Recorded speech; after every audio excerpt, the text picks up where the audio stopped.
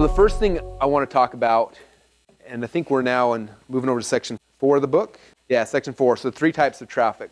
So the first thing I want to talk about again is coming back to this, right? Who, where, bait, where, okay? So we talked a lot about who is the person you ideally want to sell to, right? We talked a lot about that, figuring out your customer avatar, finding their Google image picture, getting a perfect description of whoever your dream client is, okay? We talked a lot about that. We talked a little bit about bait. Tomorrow is going to be a lot more about bait.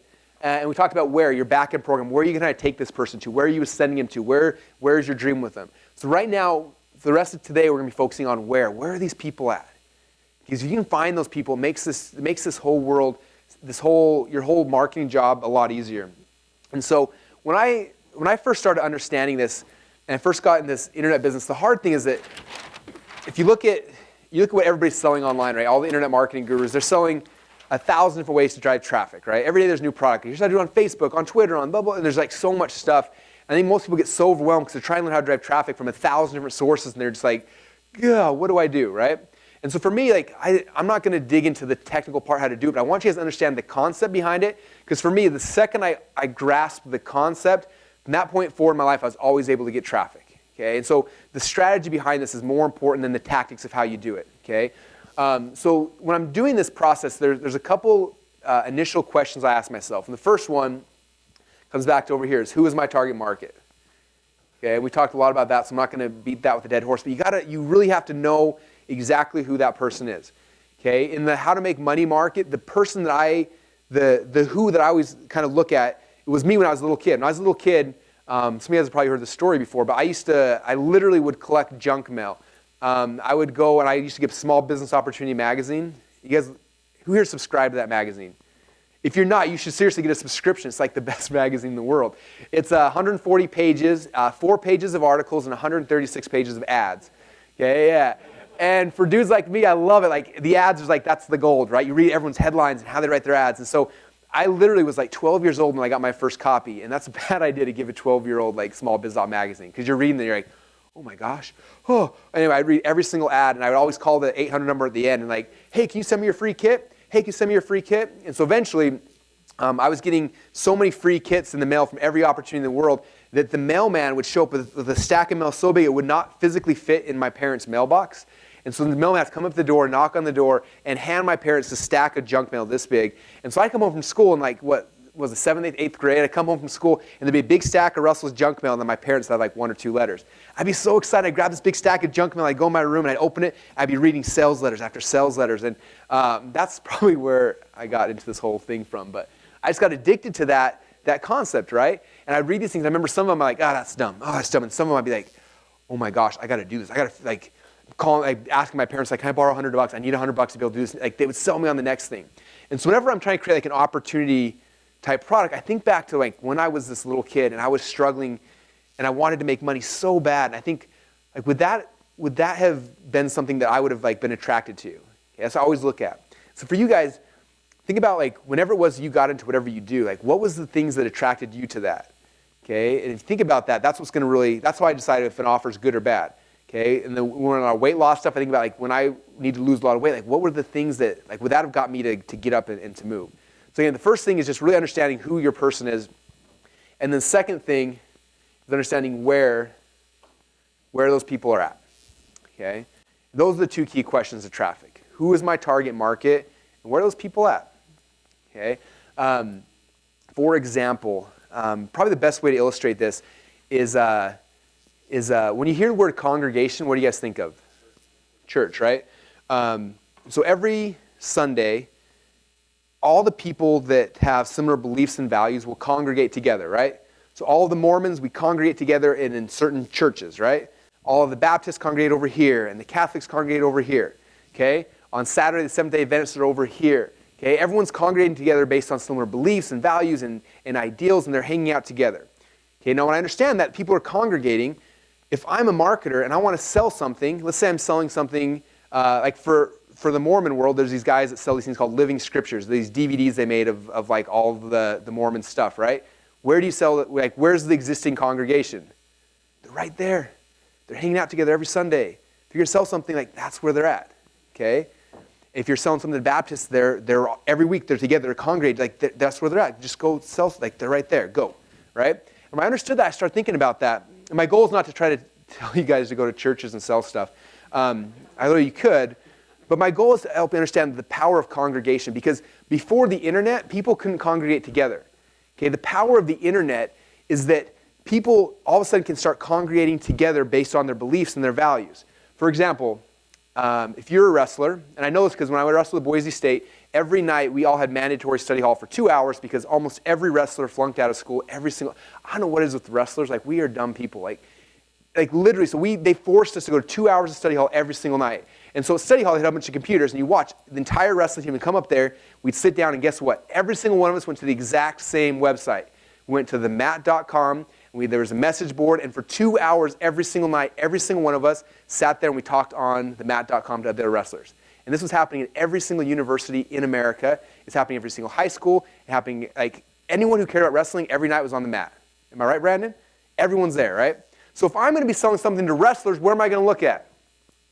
The mat.com. They're all congregated together. They're sitting there all day, all night talking about wrestling. That's where they're at.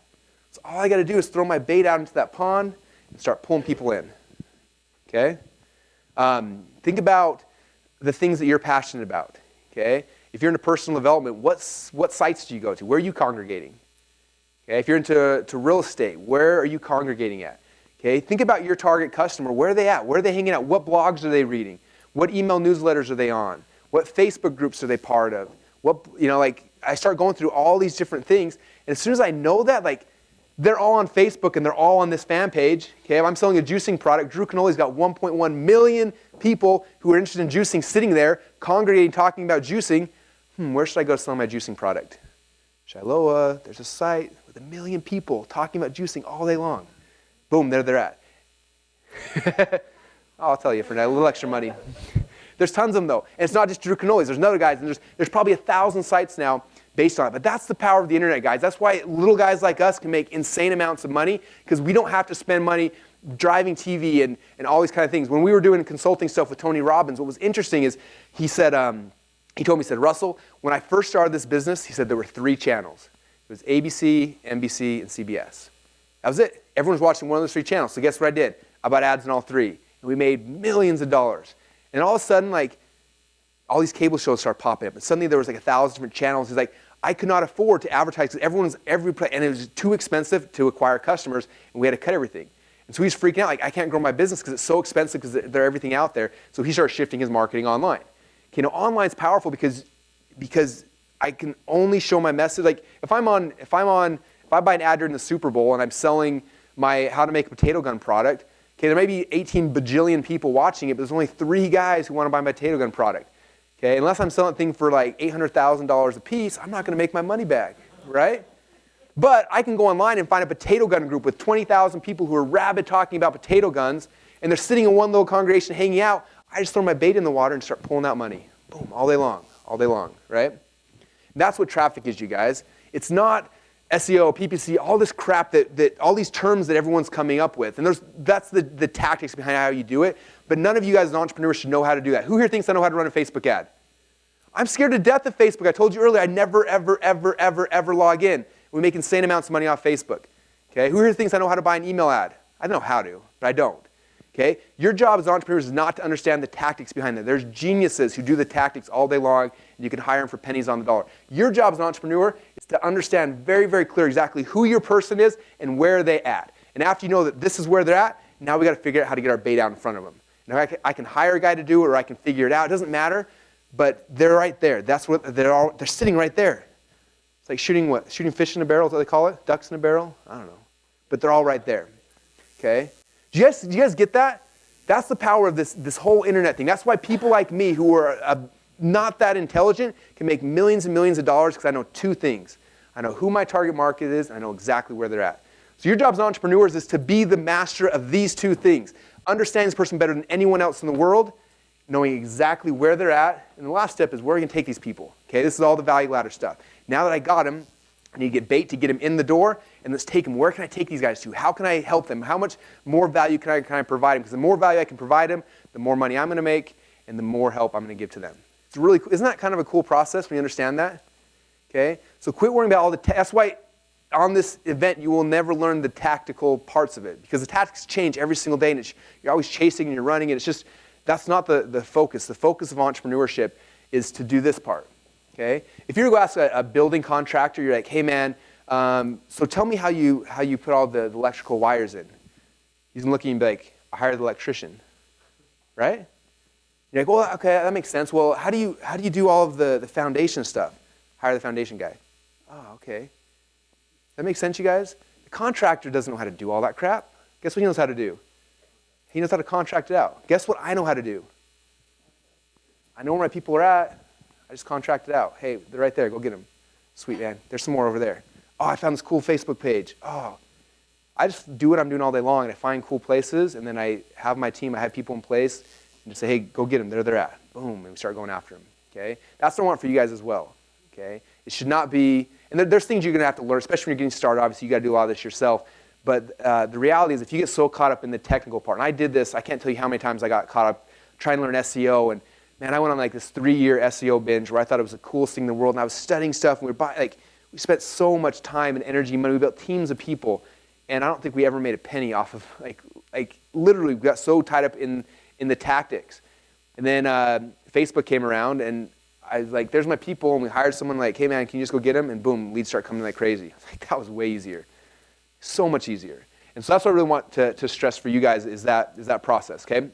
All right, so that's the first, is who and where. The second thing is you have to understand there's 3 types of traffic. Okay, and this is another one of the big keys, the big ahas that I had. When I remember I had this, I was like, wow, this all becomes really, really easy now. Okay, the first type of traffic is traffic that you control. Okay, so I have this traffic, I control it. So an example of traffic I control is a Facebook ad. I don't own that traffic, Facebook does, right? This is Facebook's people, they're on Facebook, but I can buy an ad so I can control that traffic and say, hey, go right there. Okay, I can go to Google and buy a pay-per-click ad. Google owns that traffic, it's their people, but I can buy an ad, I can control that traffic and send it over here. Okay, I can go, somebody else has an email list of 1 million people that I know are my target market. I can go to that guy and say, hey, we buy an ad and send it over here. So he goes and he sends it over here. So I don't own that traffic, right? But I control it. So paid ads is traffic we control. We can pay money and tell people where to push that traffic. Okay, that's traffic you control. Typically, you're always going to push traffic you control through something we call a squeeze page. We'll talk about here in a minute. The second type of traffic is traffic you don't control. Okay. A couple examples of that is like SEO. Okay, anyone here ever tried to do SEO? Hope you guys, anyone here love SEO? Nobody loves it, especially after the last year or 2 or 3. Anyway, so SEO is traffic I don't really control. I do a bunch of stuff and I hope for stuff, but like people just randomly show up or they don't show up. I'm not controlling. I'm hoping and praying. I'm doing a bunch of stuff.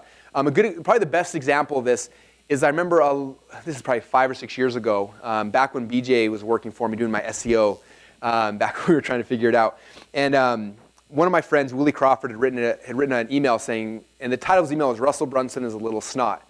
And I remember reading, I was like, oh, that's kind of funny. So I copied his email and just posted it on my blog, and I put it up there and didn't think much about it. And 2 days later, BJ comes to my office kind of laughing. He's like, hey, you want to see something funny? I'm like, yeah, what's that? He's like, go into Google, type in little snot. I'm like, why? He's like, just go try it out, go check it out. So I type in little snot, and guess who's ranked #1 in Google for the keyword little snot? I was. My blog was #1 on Google for little snot, and I was so proud of myself. Now, what's interesting is there's probably someone somewhere, maybe, probably not, but if somebody happened to go to Google and type in little snot, and all of a sudden they see my site and they click on it, they show up my site, that person got to my site, I didn't control them, I have no idea what made them wake up that morning and type in little snot, but it worked, and they showed up at my site. Okay? That's an example of traffic you don't control. Another good one is a lot of Facebook, paid Facebook ads, I'm controlling it. A lot of the other stuff happens on Facebook, I don't control that. For example, I write something funny on Facebook, and then Brandon makes fun of it, and then his friend shares it, and somehow somebody shows up on my site, and I don't know how that'll happen, but they just show up, and it's just traffic I don't control, right? But typically, traffic I don't control, I send them to my blog, okay? Now, both of these kind of traffic things are good, but my only goal with traffic I control and traffic that I don't control is to convert those people from those types of traffic into traffic that I own. Traffic that I own is the best type of traffic. That's what I want. Because when I own that traffic, I don't got to pay for it again. It's my traffic. I can do whatever I want with it. I can send it here. I can send it here. I can read an email one day where Joel Terrian's like, hey, we're giving away a Ferrari to whoever can sell the most stuff. I'm like, awesome. Hey, traffic, over there. Boom, I got a Ferrari. Okay, what's the next thing? Right? You can sell whatever you want. You own that traffic. You can push it wherever you want. That's the goal, okay? This is how you become financially free, is by owning traffic, okay? And the first time I think I really got this, I was reading an article about some guy had posted online. I wish I still had this article. It was like the biggest aha for me. He was talking about, he said, I'm sure you guys have read those articles from the gurus about how I made $25,000 in an hour and how I did all these things, and you probably thought it was a big scam, right? I was like, yeah, I'm sure, like, who makes 25 grand in an hour? That is a scam. And he wrote back, he's like, it's actually not. Let me tell you how it works. He said, these big gurus, they go out there and they spend all this time and energy and money, and they build up a big, huge email list, okay? Email list. Let's say they have an email list of 100,000 people. It says one day they wake up and they decide to promote a product. They send an email out to that product. And let's say they just get 1% of the people to buy that product. Let's say it's a $50 product. What's the math on that? $50K. Like, okay, well, let's say only 0.1% of people actually buy that. That's $5K. I was like, $5K? That's how much I'm making 3 months right now. I'm sending out email to my list. So I like had this, my big epiphany. I'm like, this is awesome. I got to get me an email list. How am I going to do that? So I started researching like email lists, and I found this website. It was called spamfreeemailaddresses.com, and they were selling these DVDs with like 4.3 million people's email addresses. I'm like, dude, this is awesome. Like I get it. Load them up, send out an email. If I get 0.001%, I'm rich. Game over, right? This is how my young, naive mind is working. So I buy the DVD, spend $50 on this this mailing software to make the emails go out. I load up the 4.3 million email addresses. I write a little ad, and I click send. And this is back in the days of dial-up modems. My dial-up modem's plugged in the wall. Bloop, bloop, bloop. And I tell my wife that night, she's supporting me while I'm going to school, paying the bills. I said, honey, I was like, 4.3 million. I'd shown the math, like have my glasses on. $4.3 million. I'm like, if we only get 0.00001% to buy this, we'll be millionaires in the morning. But I don't think that let's be conservative. Let's say it's 0.0000001. It's 100 grand. I do all the math. I'm like, worst case scenario, we make 10 grand by morning. So you can quit your job if you want. 'Cause she's making like $1,000 a month at the time. And she's like, okay, like, this is legal, right? I'm like, oh yeah, everyone's doing it. That's how these guys make their money. So I load the whole thing up, I go to bed, I tell her to quit her job in the morning. Emails are being sent out all night. I'm having daydreams of like mansions and everything great that's gonna happen to me, right?